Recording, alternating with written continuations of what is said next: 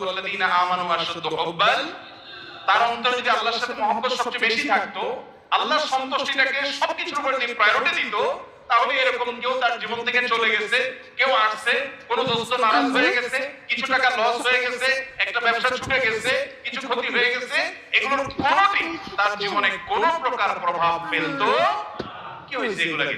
এগুলো গেছে, আরো আসবে, না আসলোই না, তাতে কি সমস্যা?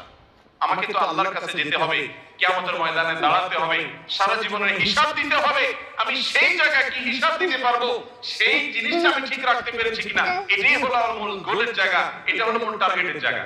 এইভাবে যদি আপনি ভাবেন, তাহলে আপনার মধ্যে ডিপ্রেশন ইনশাআল্লাহ এমনিতেই দূর হয়ে মোহতারাম হাজরিন, অতএব সম্পদ উপার্জন করেন, ব্যবসা বাণিজ্য করেন এবং জাগতিক কাজ করেন, এতে কোনো সমস্যা নাই, কিন্তু অন্তরে দুনিয়াকে নয় আল্লাহকে স্থান দেন। এবং এই স্থান দিতে গিয়ে আপনাকে স্যাক্রিফাইস করতে হবে।